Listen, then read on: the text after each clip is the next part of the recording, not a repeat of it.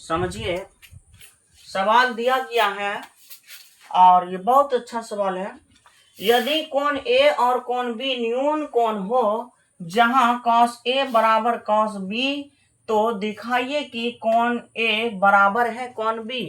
यही हमें दिखाना है। तो सर्वप्रथम जो है ना, बोल रहा है क्या कि कोण ए और बी न्यून कोण है। क्या है? न्यून कोण। न्यून कोण कहते किसे हैं बताइए?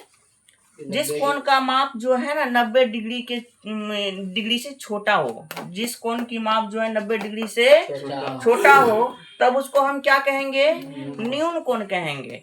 और ए और बी यहाँ सवाले में दिया गया है कि ये न्यून कोण है। तो चलते हैं हम एक जो है ना पहले समकोण त्रिभुज बना लेते हैं। ये हो गया आपका समकोण त्रिभुज।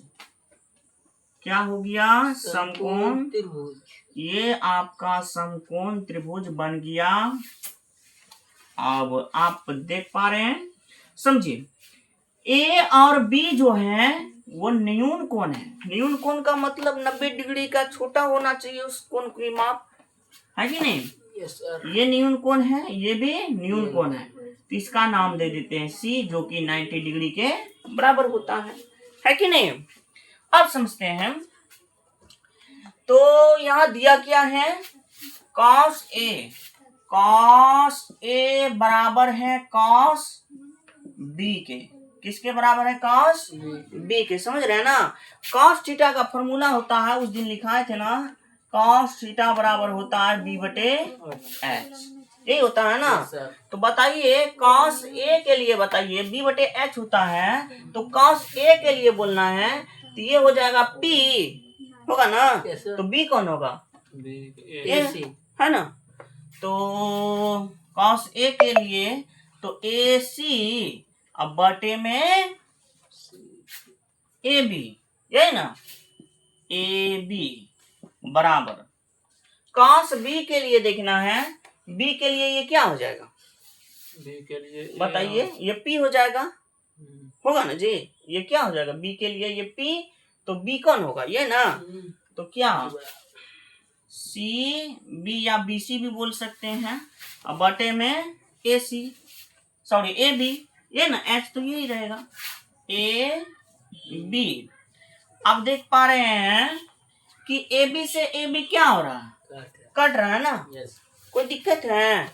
नहीं है। तो यहाँ समझिए AC बराबर में CB या BC बोल सकते हैं। तो यहाँ समझिए भाई, ये AC का सम्मुख भुजा कौन है? बताइए तो कोण B है ना? ये AC का सम्मुख भुजा कौन है? कोण B है ना? तो क्या लिख सकते हैं? इतना का मान लिख सकते हैं ना? कितना? कोण B बराबर, अब CB को आप ढक दीजिए, क्या बच रहा है? कोण A। अब समझ में आया ना? अब समझिए, लिखेंगे, यहाँ लिख सकते हैं ना, चूंकि सम्मुख भुजाएं बराबर हैं, चूंकि सम्मुख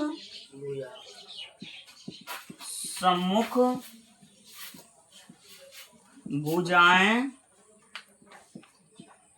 बराबर है। क्या है? बराबर।